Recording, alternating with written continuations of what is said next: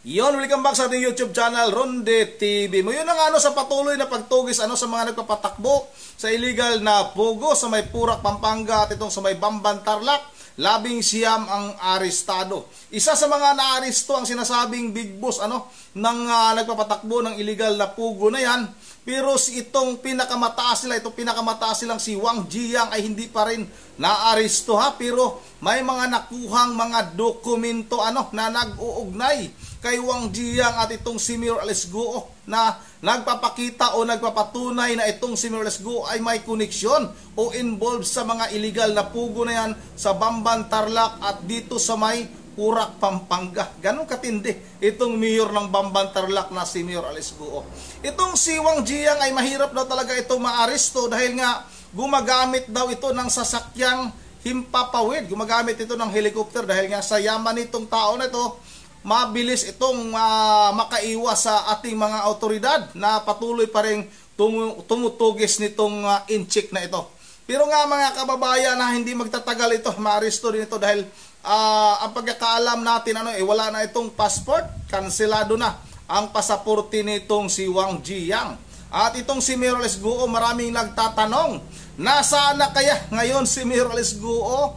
Nung huling interview ni Attorney Stephen David anong panayam nga ni Tid Pailon kay Attorney Stephen David, abogado ni Mayor Alice Guo, inamin nito na wala na ito sa Tarlac, palipat-lipat na daw ito ng kinaroroonan dahil nga rin sa mga banta sa kanyang buhay. Pero ang tingin ko diyan ito na yung umpisa na magtatago na itong si Mayor Alice Guo guwaping sa totoong buhay. Hindi talaga ito magpapakita, hindi ito magpaparesto mga kababayan. Yun ang wag na natin itong patagalin at sabay-sabay na natin itong panoorin.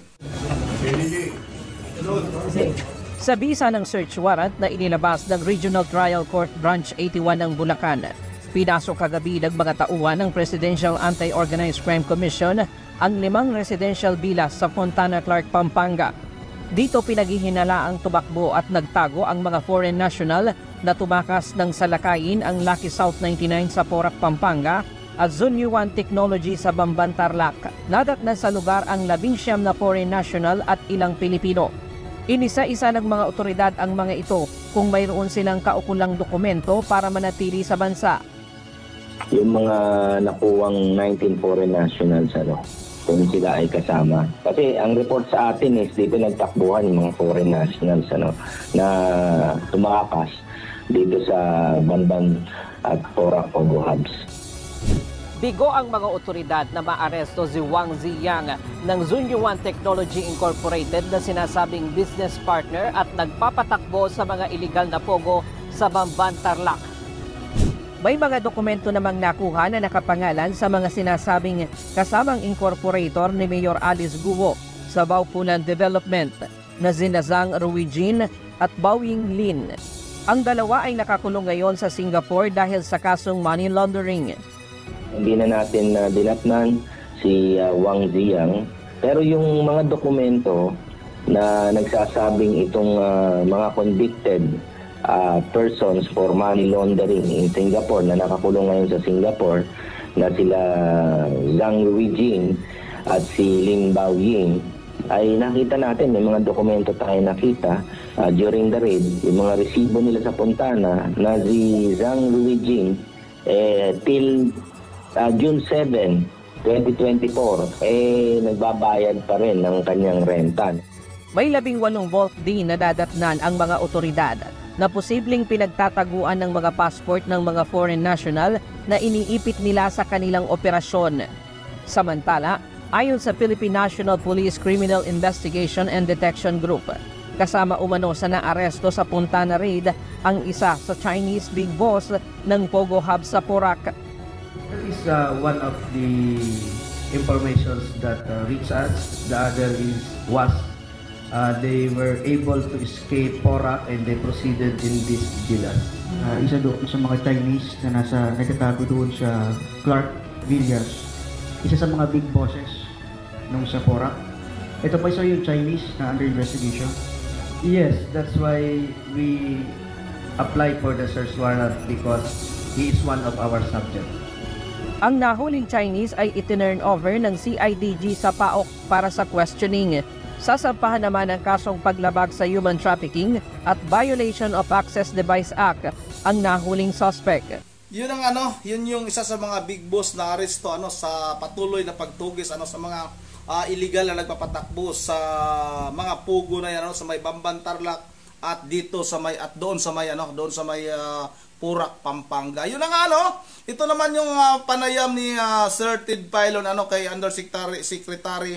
Undersecretary Gilbert Cruz ng PAOK, at dito nga sinalaysay ni Undersecretary Gilbert Cruz kung paano ba nila naaresto o paano ba nakatakas din tong ibang mga big boss ng mga nagpapatakbo ng illegal na pugo na yan. Pero wag kayong kampanting mga Chinese kayo naghari na kayo dito sa aming bansa, maaresto at maaresto din kayo, hindi kayo makakatakas sa batas ng aming bansa. Yun ang panoorin natin ito. Ito sa kanilang ginawang operasyon sa paghahanap po sa sinasabing bossing o mastermind, if I may say so, na siyang nagpapalakad po nitong Pogo Hub dyan sa Porac, Pampanga. Magandang umaga po, Yusek, sir. Good morning. Good morning, Sir Ted, at sa mga nakikinig po at nanonood ng programa natin. Magandang umaga po sa inyo. Opo. Kayo po'y puyat pa. Opo, medyo kulang pa po sa tulog. Sige po. Pwede ho ba namin malaman, meron bang nahuli ang mga kagawad ng PAOK dito nga po sa Fontana, sa Clark? Ano po ang kwento dito? Meron pa po tayong dinatnan na foreign nationals, Sir Ted, at sila po ay iniimbestigahan na po ngayon. At yun nga ho, ang target kasi natin dito, sir, yung mga itong pinaka-boss, yung fugitive po na si Wang Ziyang. Ito po yung number 1 na boss dito sa dalawang Pogo Hub na ni-raid po natin sa Banban Tarlac, yung Zunyu 1 po, at yung Pogo Hub din po dito sa Porac, Pampanga. Ito po ay sa bisa po ng search warrant po na inisyu ni Judge Hermenegildo Dumlao ng RTC Malolos. 5 residential villas, Sir Ted, yung pinasok po ng mga tropa natin, kasama po yung CIDG at yung SAP at yung PAOK po, dito po sa Fontana, Pampanga, for alleged human trafficking. Kasi may mga, tapos nung dumating po tayo doon, Kuya Ted, may mga dinatnan po tayo mga dokumento na nagpapatunay na yung isa sa mga boss po na convicted dito sa Singapore sa pinakamalaking money laundering according sa history po nila, according po sa kanila, ito pong si Zhang Ruijin. Siya po ay kasama po yung kanyang common law wife na si Lin Baoying na nandun din po sa Singapore, nakakulong. Tumira po dito sa Fontana kasi nakuha po natin yung mga bills po nila at ito po ay nakapangalan lahat kay Zhang Ruijin, doon po sa isang convicted money launderer sa Singapore.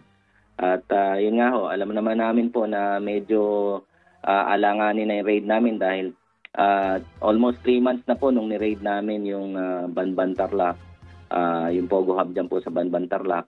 At ito pong magwa 1 month na po itong sa Porac, illegal Pogo Hub nung ni-raid po namin. But may mga info po kami na yung iba pong mga nakatakas po doon ay dyan po nagtatago sa mga bilan na yan. Kaya po sinalakay namin yan. Opo. So, sino ho? Meron ho kayong hawak ngayon na Chinese? Meron po, Kuyang Ted, kagaya ng sinabi ko kanina, coordinated naman po tayo sa Bureau of Immigration at sinecheck na po natin itong mga 19 foreign nationals na nakuha po natin. Opo. And of course, may mga bolts po doon. Sir Ted, 18 bolts po yun nandun. Yung isa po bukas na. At check po natin kasi ang hinahanap din po natin dito yung mga dokumento po. At yung mga passports po nung ibang tinatago nilang passport, iniipit nilang mga passport. Gusto po nating ma-recover po yon para po yung at least yung mga missing persons po na sinasabi, at least pwede po natin ibangga doon sa mga passports po na nakuha natin. Opo, opo. So ang hinahanap po natin na si Wang Ziyang, ano po ang inyong presumption? Ano na po actually hindi ito yung first raid na ginawa po namin. May mga raid din po kaming ginawa sa ibang lugar. Pero medyo magaling po ito ang alam po kasi namin, nag-chopper pa po ito from one place to another.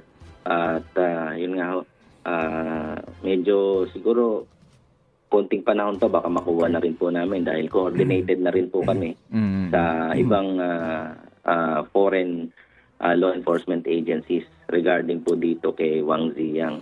Opo. Ang ating nga pong presumption, nasa bansa pa siya. Yun po ang kutob namin. Siya po ay nandito pa sa bansa. Kasi po naka-red notice na ito, hindi lang po sa atin but sa ibang bansa naka-red notice na rin po siya. Okay. Opo.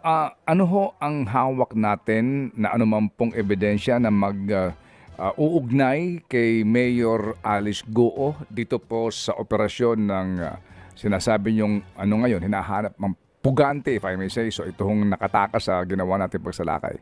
Pati po kay Zhang Ruijin na ngayon nga po ay nasa Singapore.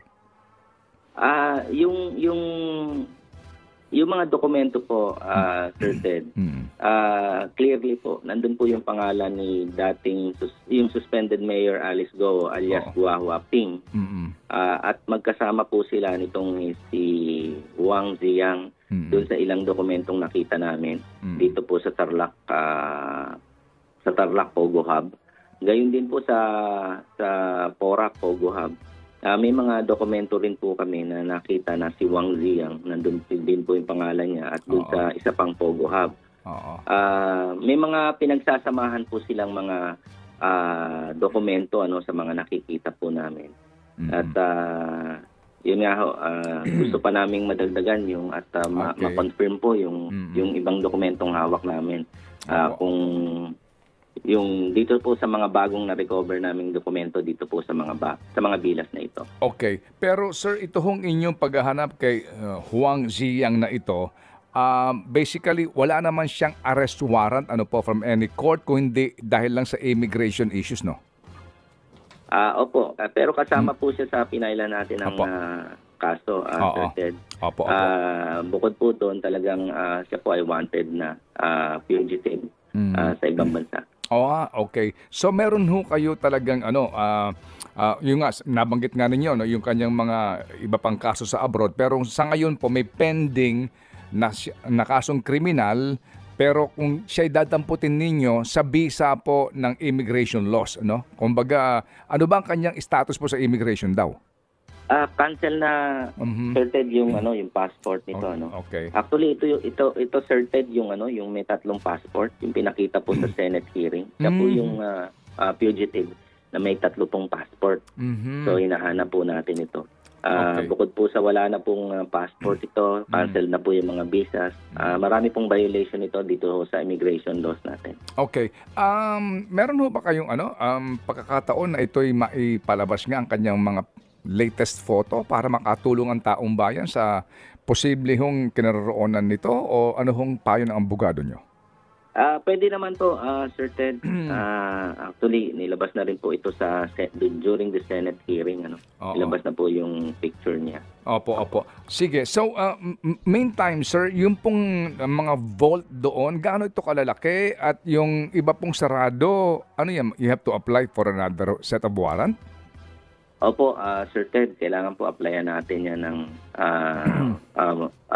break open order galing po sa korte. Kasi po, pag nag-search po kayo, hindi naman ho agad na kailangan buksan nyo yan. Kailangan pa po ng court order. I see. And Sir Gilbert, yun hong ito hong CCTV dun sa area, mayroon ba kayong pakakataon na ma-check kung talagang present siya sa lugar na ito before kayo dumating? Check po natin. Actually, kasama po yan sa kukunin po natin yung pinaka VCR po. Yung video recording nila.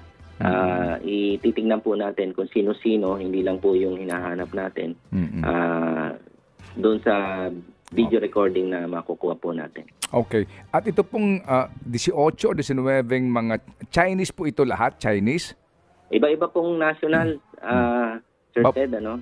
So, kailangan i-check po natin kung may mga hits po ito sa immigration, kung sila po ba ay legal po yung kanilang stay dito, kung sila po ba ay mga illegal alien na. So, check po natin yan. At coordinated na naman po tayo sa Bureau of Immigration. Lahat ito lalaki, sir? May mga babae po. Mga ilan po kaya kung naaalala nyo? Hindi ko lang sigurado yung numbers, pero majority naman po puro lalaki. Okay, sige. So sir, ito'y tuloy-tuloy na inyo pong paghahanap nga dito sa binabanggit nyo na pinaka-bossing itong Pogo Hubs na ito. Meantime, sir, meron ba ho tayong aasahan pa na Pogo Hub away from Central Luzon na maaari ho ninyong salakayin anytime? Marami pa po, Sir Ted, ano? Actually, ang PAGCOR po talagang 45 o 46 lang po yata yung naprobahan nila. And then we are still looking at around 400 na illegal Pogo Hubs. Ito na po yung mga colorum na Pogo Hubs na still operating sa iba't ibang lugar dito sa atin. Meron po sa Luzon, sa Visayas, sa Mindanao. But majority of these Pogo Hubs are located in Metro Manila. Opo. Yung nababalita doon sa Palawan, ano ho yun? Hindi totoo? Meron po tayong report about doon sa Palawan na yon. And and also in other places po dito sa atin, yung sila po ay namimili na ng mga lupa. Particularly po yung iniimbestigahan natin, yung mga agricultural lands kung saan po nagtatanim tayo ng mga bigas. So, ang report po sa amin is nirerentahan po nila from 80,000 to 100,000 per hectare. So, sabi ko nga parang kung sila po ay makokontrol nila through yung rental scheme na yan, baka sila na rin yung mag-control ng food security natin. Sige po, kung sakasakali po, pag meron na kayong kabuang detalye, kami po ay looking forward na ito po yung malaman. But meantime, sir, we appreciate ang inyo pong walang kapaguran na ginagawang operasyon para po natin masawata itong sakit ng lipunan na ito na ang tawag nga po ay Pogo, ngayon po ay IGL na. Hindi nito mga insik nito, parang sila na yata yung mag-ahari dito sa ating bansa. Biruin nyo ba naman? Yan yung sinasabi ni Yusik Gilbert Cruz, yung mga agricultural land ay inuupahan na rin itong mga insik na ito. Sila na ba yung nagtatanim ng palay sa atin? Baka sila na yung talagang magmamay-ari. Halos lahat ng, sa bagay mga kababayan halos lahat ng mga negosyo dito sa ating bansa na malalaki ay puro insik yata yung nagmamay-ari. Kaya hindi na tayo magtataka na balang araw baka maghari na itong mga insik na ito. Dapat kumilos naman yung ating pamahalaan. Bakit ba napabayaan itong mga insik na ito na maghari dito sa ating bansa? Noon pa napakatagal na panahon na siguro na talagang nakaugat na yung mga Chinese dito. Itong si Mayor Esguo dapat talagang masampulan ito, makulong ito. Dapat ikulong muna ito dito sa ating bansa bago ito ipa-deport para naman magkaroon ng takot itong mga insik na ito, mga magnanakaw itong mga insik na ito, mga balasubas ito sa ating bansa. Yan ang dito lang muna. At bago tayo magtatapos ay mag-shoutout lang muna tayo. Shoutout kay Ma'am Berje Vereligios ng Pulilan, Bulacan. O shoutout kay Ma'am Susan 786. Shoutout sa iyo, Ma'am. Matagal ko ng subscriber yan. Panahon pa ni Idol Bigwas to, may abili. At itong si Ma'am Berje Vereligios ng Pulilan, Bulacan. Shoutout na rin kay Nissan Nissan Atam. Shoutout kay Uno Black, shout out. Rinaldo Francisco, shout out. At shout out na rin kay Captain G. Shout out kay Romeo San Andres. Shout out kay Remy Cruz, Flor de Lisa Guevara, Edwin Gayrama. Shout out kay Remy Cruz, kay Melody Sasi. Shout out na rin kay Donald Amargo. At shout out kay John Garcia at Danny Bernabe. Aida Marso, shout out. At hanggang dito na lang muna. Once again, this is Ronde TV mo. Ingat tayong lahat. God bless bawat isa sa atin.